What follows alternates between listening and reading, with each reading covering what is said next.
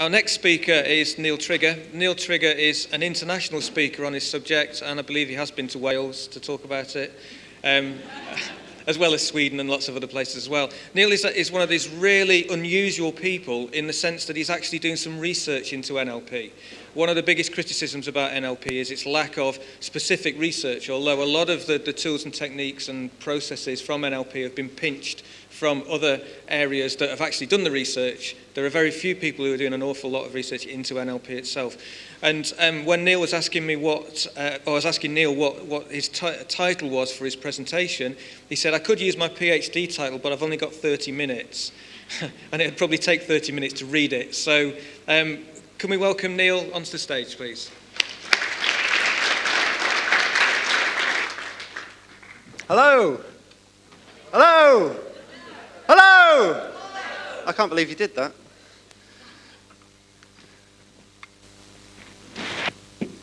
Right. My name's Neil Trigger, and I'm going to be talking to you about email persuasion.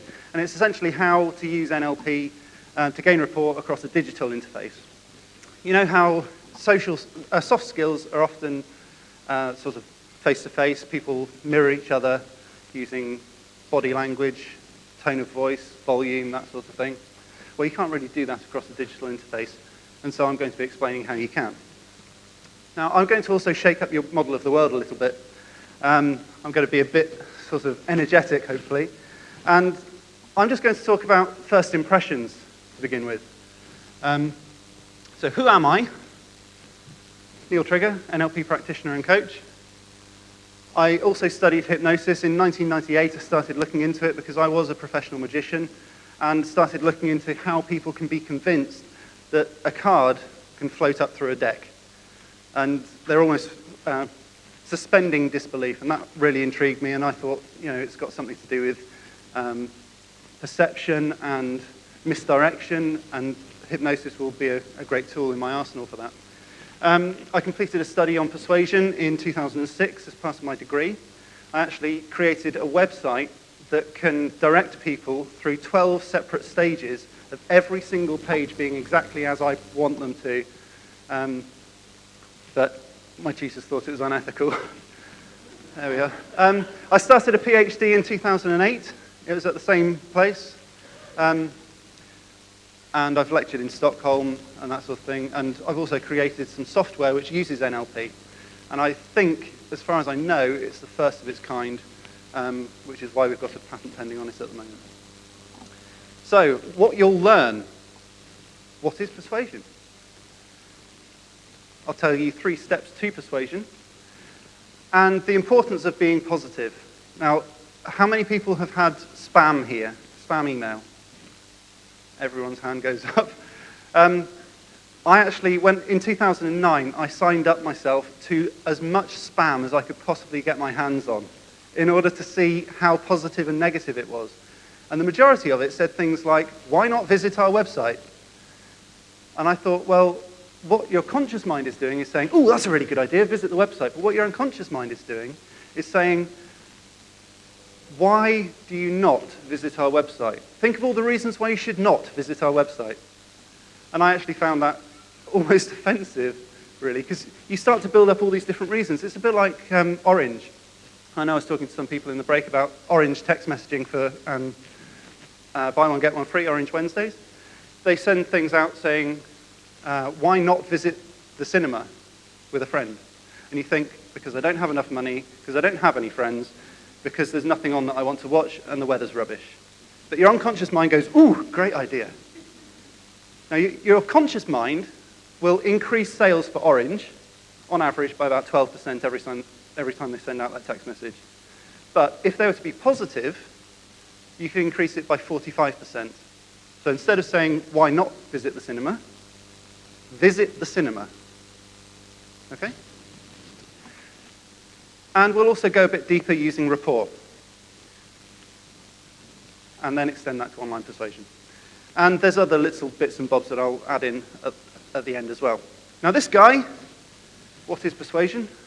This guy here, he's got a big bushy beard, which means that he's important. In ancient Greece, if you had a big beard on your bust, if you had a hairy bust, then you'd be important.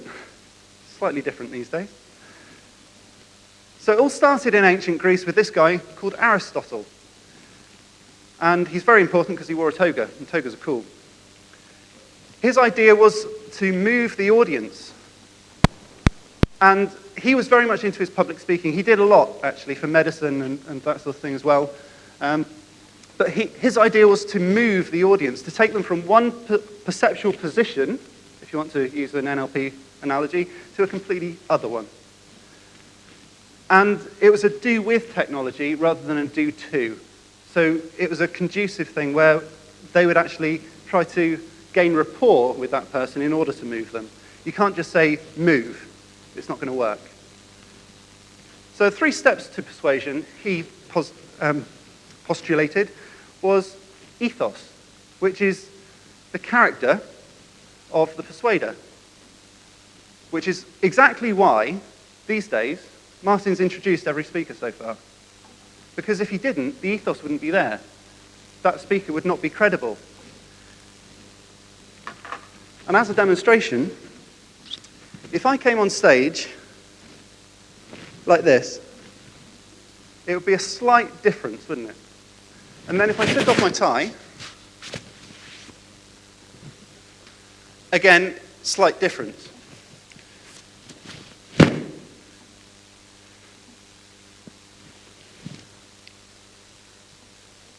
Again, slight difference. And you can see that all of these things do actually make a significant difference. Now I look like a complete idiot. So I'll quickly undo all of that stuff.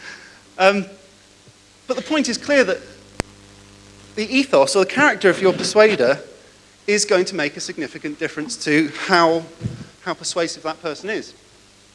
The next thing would be pathos, or the emotional reason to change. And I'll go into that in just a second. But the logos is the logical reason to change. Now, a good example of all 3 of these, the emotional reason, you've got to give someone a hook to change. I'm working with a charity at the moment which is involved in older people, and frankly, to be absolutely honest, guys, older people are not sexy. They're not. If you work with the PDSA, big eyes, I call it the big eye syndrome. I don't think it's a technical term, but that's what I call it. Children, those dying, and animals, they will get far more money than older people, I guarantee it. And it's because of the emotional reason to change. It's the emotional reason to engage. And if you can get that emotional reason, you will always get more money out of people. But then the logos is the logical reason. So you need to say, do this, get that. It's very black and white. And black and white has its own problems, but I'll get onto that. So an example would be your money or your life. It's a bit dated now, but if I shoved a gun in Martin's face and said, give me your money or I will shoot you, that engages all 3. Because you're holding a gun, first of all. What's your character like?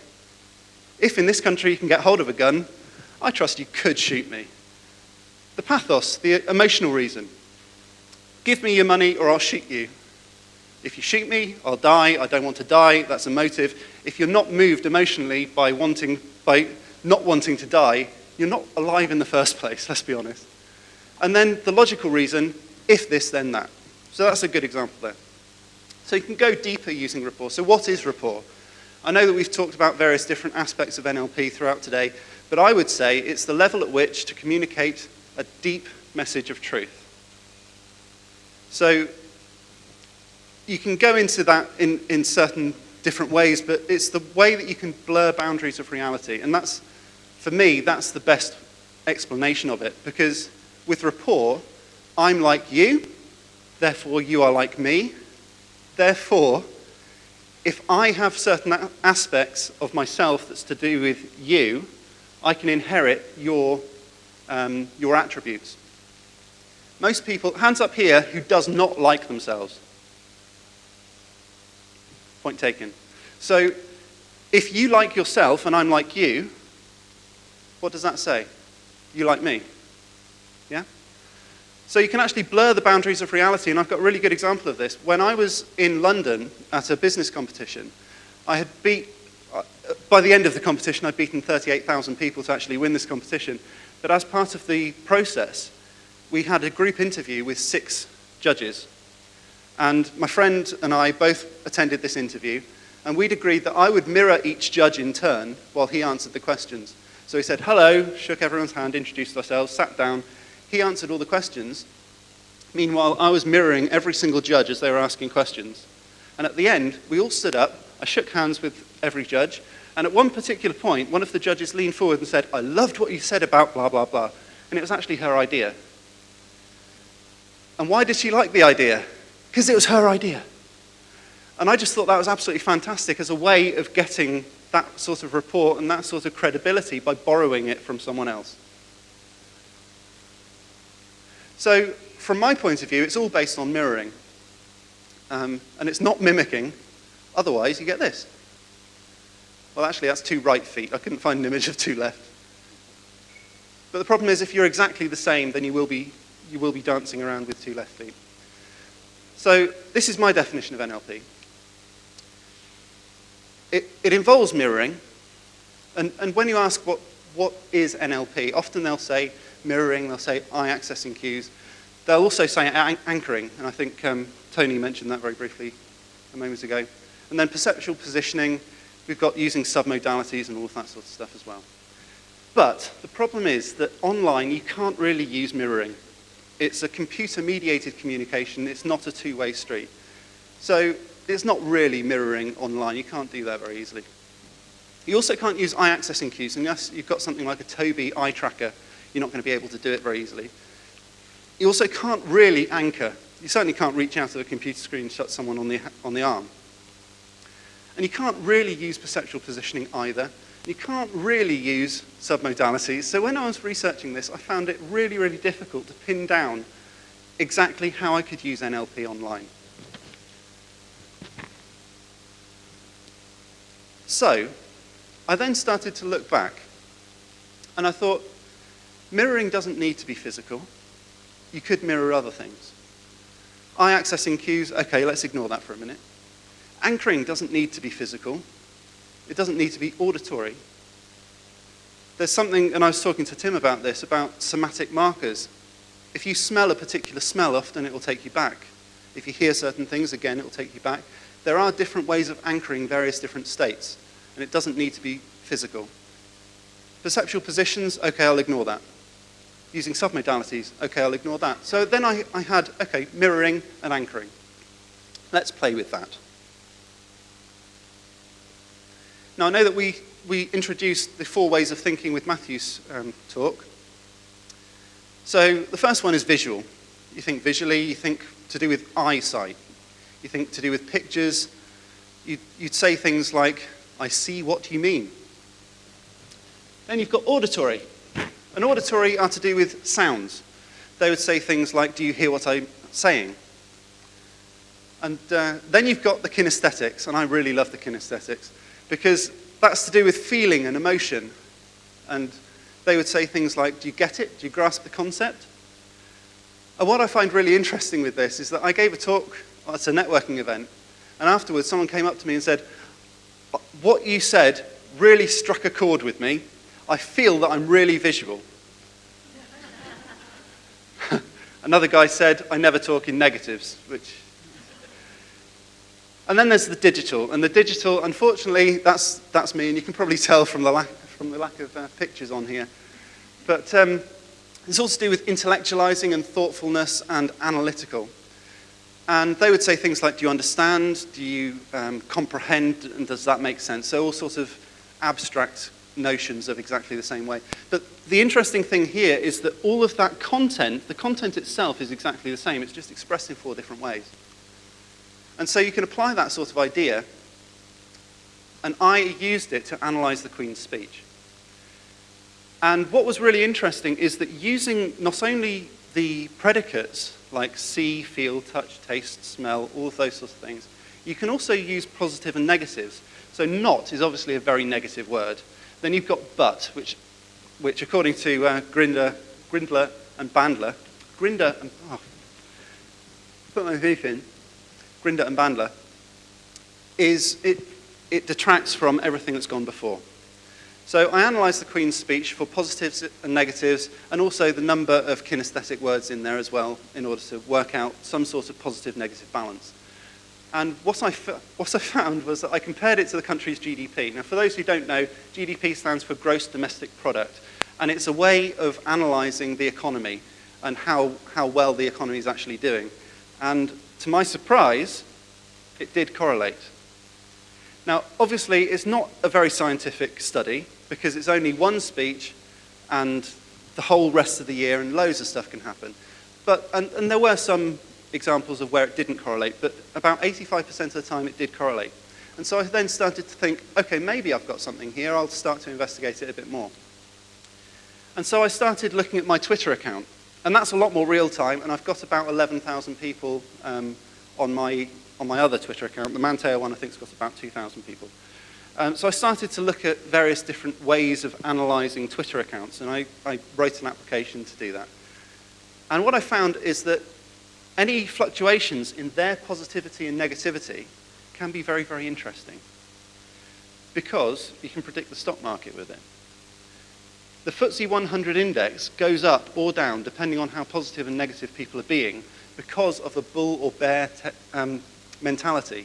So if someone's very bearish, they'll want to hide away, and they won't want to buy, and therefore everything's going to sort of stagnate. And if they're bullish, then they'll want to sort of go all in. And you can recognize that in positivity and negativity. If someone's very scared, then they'll often sell. If they're very, yeah, this is going to work, then they'll buy. So that actually correlates as well.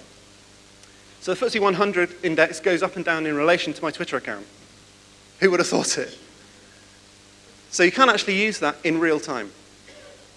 And so now for some practical stuff. Because a lot of people here, how many people have got Twitter accounts? Okay, I'll expect 30 new followers by the end of this. So consider this email, and it's a real email. The names have been changed to protect the innocent, or not so innocent. And it's an email to a hypnotherapist. And I'll see if I can read it out to you. Dear Mike, I feel that you may be able to help. I feel really bogged down and stuck with a problem that's really getting on top of me. I just can't find a way forward. I need a helping hand to pull myself out of what I can only feel is a pit of depression. Is that the kind of thing you handle? So what sort of modality would that person be talking in? Kinesthetic, exactly. Then consider the response. Hi Alice, I see what the problem is. Oh, sorry, I see the problem. And from the picture you're painting, it's clear that you're looking at things with not such rose-tinted glasses. If you'd like to come and see me, we can take a better look at the issue together and see if we can find a brighter future for you. On the face of it, and consciously, great response. Absolutely brilliant, really positive. But the problem is that these red words here are all the kinesthetics. And then he wrote back with all the blue ones there, which are all the visuals. And what do you think the response was? A massive clash. And so the result, in real terms, was absolutely no response. You didn't get a single reply. There was radio silence for 6 whole weeks. He just didn't get any reply. It's like they dropped off the face of the planet. And something needed to be done. So he called me in and said, what do I do about this? I'm a hypnotherapist. I know about modalities. Obviously, I'm not doing something right. So I said, okay, well, that's your original email. That's your old response. Let's rewrite it. And just ignore the fact that you've already sent it, but just totally rewrite it and send it again. And so the new one said, Dear Alice, I get the problem, and from the feelings that you have, I feel that you're too stuck in the issue to pull yourself out without help. If you'd like to come and mull things over with me, we can see, okay, you used C, but never mind, whether a different standpoint might be better for you to try and dig yourself or dig a way out together. And together is a very kinesthetic, sort of touchy-feely. Things are never as bad as they feel in the moment, so we'll make you warm and fuzzy again. And then there's a little emoticon, one of those smiley faces. I wouldn't normally recommend that in a business email, but it seemed to work for him. And then he said all the best. Now, I use all the best to sign off my emails because it's a way of saying everything above this is all the best that I can possibly give you. And it may be a very unconscious thing, but it seems to really work. And so the new result was there was a positive result within 1 hour, and he sent it at 10:30. He got a response at 11:28 p.m. He got a booking, he got payment up front, and probably most importantly, they got a sense of connection. And you'll also notice that connection is a very kinesthetic word. And that then led to referrals.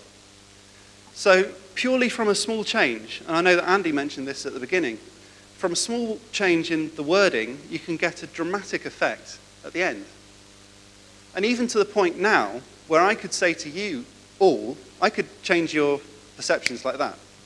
Because until I said this sentence, you were unaware of how your left foot felt. And now you're aware of it. Now you can do that with negative language as well. So do not think of a black cat on your table. But you have to, because I've embedded the command. Do not think of that black cat turning round and round in circles. You have to. In fact, you're paying so much attention to that black cat, you've probably forgotten about your left foot. And now you remember it again. So the problem is that this kind of analysis can take an awful lot of time. And being positive can be hard, let's face it. Sometimes you have a bad day. So even people who know about predicates, like this hypnotist, don't tend to apply it consciously. And I get hundreds of emails a day. How many people get hundreds of emails a day? Yeah, quite a few. And if you're like me, you need a quicker solution. So, the problem continued.